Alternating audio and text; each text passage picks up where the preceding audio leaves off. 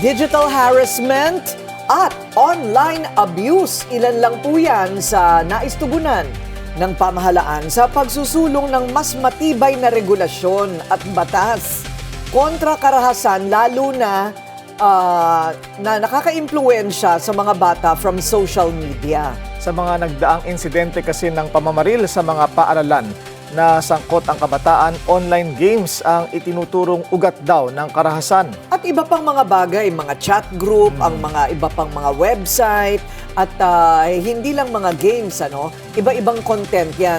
Nang tanungin namin ng taong bayan, paano mapoprotektahan ng kabataan sa marahas na online content, ang sabi nila. Siguro malilimitahan lang yung mga kabataan sa mga online spaces na hindi ligtas by the guardian po. Yung kailangan alam accessible sa guardian kung ano yung ini-scroll ng bata sa online spaces, for example like Facebook, and then yung mga pinapanood nila na TikTok Reels or yung mga dumadaan po sa FYP nila. So dapat alam din po ng guardian kung ano yung ginagamit ng mga apps ng mga bata. Magkaroon ng curriculum among the educators na isama din nila yung ganong awareness pa sa mga subject, i-attribute nila sa mga pinag-aaralan sa school. Maglagay sila ng mga mini curriculums or activities wherein yung mga bata is magkaroon ng fully awareness kung gaano kalawak and how much yung danger na pwede nilang ma-experience sa online. Of course, dapat nasusunod din yung kung merong age bracket na hindi pwedeng gumamit yung isang kabataan ng isang, let us say, app, no? Dapat masunod yun na dapat supervise, no? Nung guardian or yung parent. Limit their access, lalo na kung bata pa. Dapat hindi mo na sila i-introduce to online spaces as much as possible kasi lalo na kung hindi naman kailangan. Naku, maraming ganon, na ang tinuturo ay yung guardian. Ito nga ang problema, hindi mo naman mababantayan ng bata ng 24/7. Kung minsan nga nagtatago pa po yan sa ilalim ng kanilang kumot sa gabi. Pag sila'y dapat natutulog na. O di ba? Hindi nga ginagamit sa klase. Pero bubuksan pagka-recess at saka lunchtime. So, sino ba talaga ang dapat? Saan dapat magmula yan? Ayon sa marami, kasama na po ang mga eksperto at mga opisyal dito sa ating bayan, manggagaling dapat yan sa mga platform mismo. Kaya para talakayan ang isyong ito, makakasama po natin ngayon via Zoom ang kalihim ng Department of Information and Communications Technology, Henry Aguda. Magandang araw po, Sec Aguda. Magandang araw, Ma'am Corina, Boss Willard, at saka sa mga nakikinig sa inyo lahat ngayon dito sa Memo. internet. Sa Memo po. Ayan. Good morning, okay. Sec. Opo. So, sir, yung atin munang headline na pag-usapan natin kanina, meron tayong isang nagbabagang balita ngayon na tayo pong mauuna. Ano po ang balak ninyong gawin? Ma'am Corina, this is going to be the first that we will do. Kasama ko po NBI, and CICC, NTC, representative from Congress, Senate, at mga iba ko pang kasama. Pupunta po kami sa Singapore para kausapin mismo ang executives ng Meta at Roblox. Ito yung problema namin. Wala silang opisina dito sa Manila. Kaysa hintayin pa namin silang lumipad dito dahil ang tagal na namin silang hinihintay na magpakita dito, kami na mismo ang lilipad doon at we will serve the necessary notices and necessary information para malaman namin seryoso ba yung pinangako nila. Matagal na silang nangako na gagandahan nila yung youth safety protocols ng mga platforms nila. Magtutuos kami this week para malaman na namin kung seryoso sila na tumupad doon sa pangako nila o hindi. So, nangako na pala itong mga ito, pero hindi po nila tinutupad. Nako, isa-isahin natin ang mga pangako nila. Opo. Yung sa Roblox, siguro may dalawa pa silang kulang. In fairness to them, meron na silang tatlong ginawa. One, yung parental control, ginawa nilang default. yung classification ng mga content nila, Roblox Kids, Roblox Selects, and Roblox Adult. Ginawa nila yon. Third, nagpapadala sila ng report. Pero may dalawa pa silang utang. One, magtayo sila ng opisina dito sa Pilipinas para mabilis yung koordinasyon. And wala na tayong jurisdiction issue. And last, yung panlima, yung identity verification ng mga users nila. Ang napag-usapan namin dati, titignan nila na i-integrate sa national ID yung identity ng mga tao. Yun, foolproof na yun, di ba? Kapag kasi ngayon tatanungin lang kung ano edad mo kung magsinungaling nga. Like yung example nyo kanina, ginamit yung kanyang Mukha ng yaya. Oo, tama. So Oo. ngayon, pag national ID, verified na. So, yun yung sisingilin natin. Sa Meta naman, ang problema namin, ang bagal mag-aksyon. Hindi katanggap-tanggap yung nangyari na nag-live streaming yung nangyari sa Ateneo tapos na-take down nga nila pero 15 minutes later. Yung 15 minutes na yon, Ma'am Corina, 1,500 copycats kaagad. Yun yung Oo. sinasabi na kay Meta. Wow. Hindi ka pwedeng hindi real-time ang pagtanggal. So yun ang pag-uusapan natin and umaasa naman ako after nung meeting namin, may magandang resulta. Kasi may mga magagandang aspeto naman yung dalawang platform na yon. Ayaw nating mawala yon.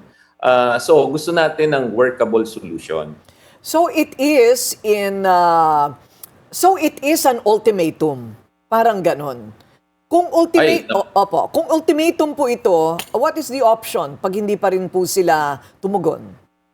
Well, eto naman dinaan natin sa due process. Siguro maintindihan na siguro ng mga kababayan natin at yan na ang hinihingi ng mga kababayan natin One, nag-notify na tayo sa Meta at saka sa Roblox. Paulit-ulit tayo nakipag-usap.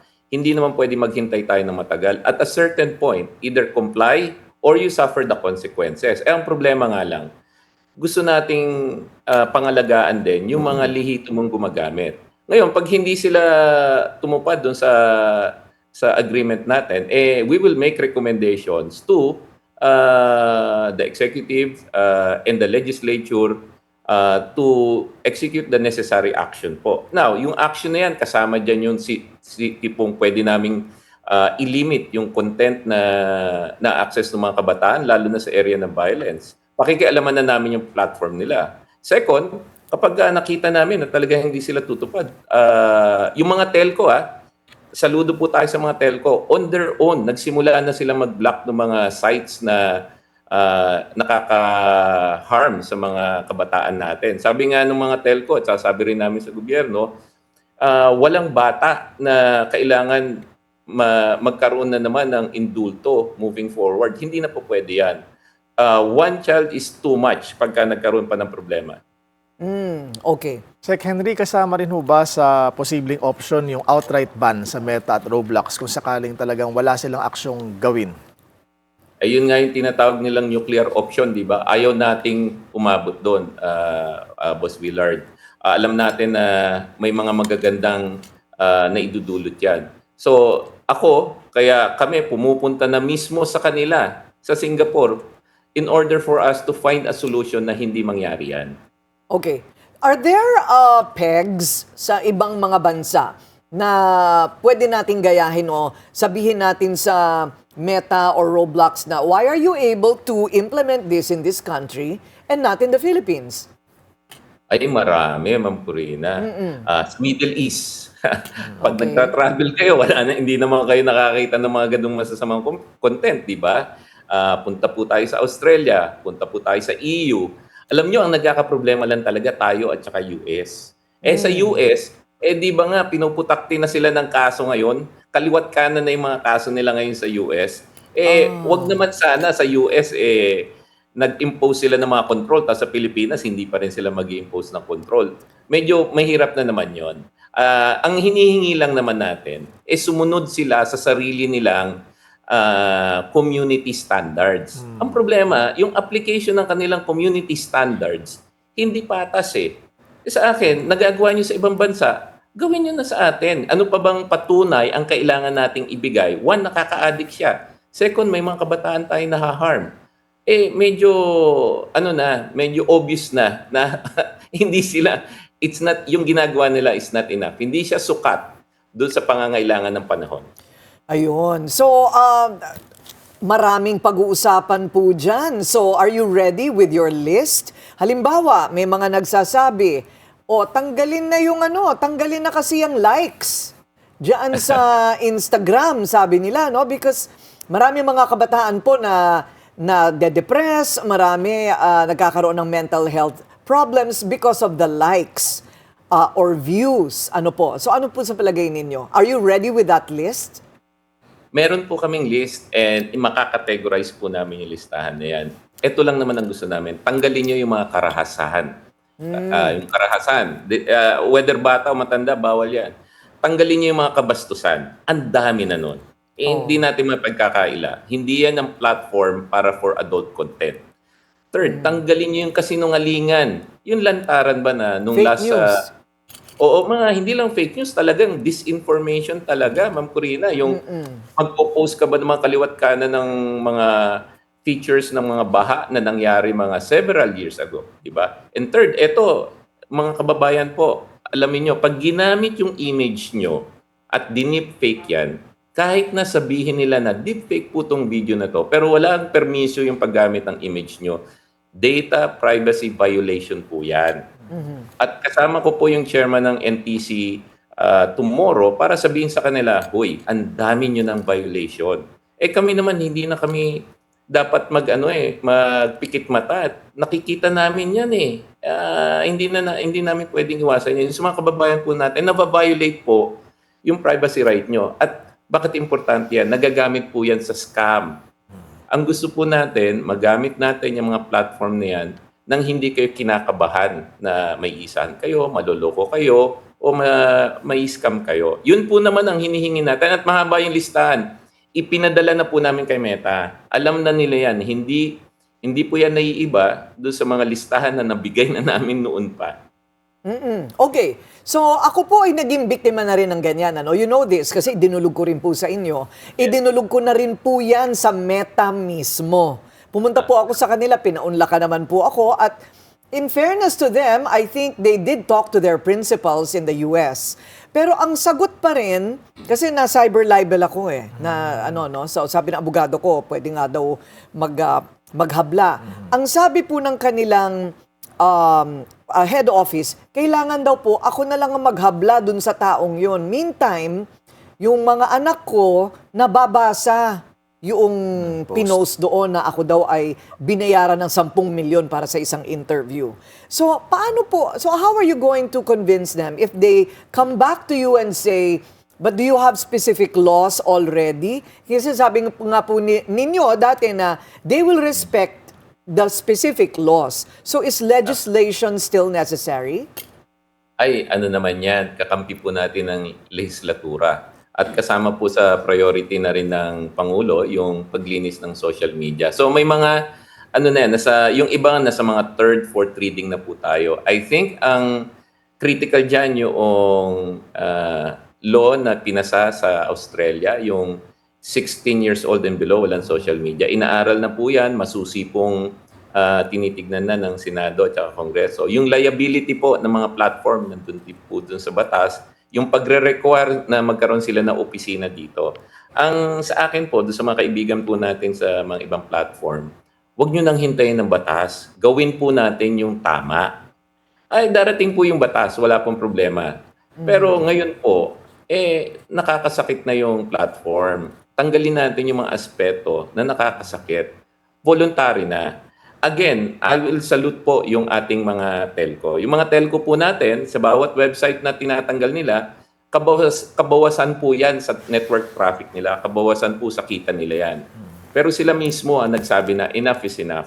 They will voluntarily take out harmful content on the internet as they see it. Ganun po dapat yung panuntunan ng mga platform din.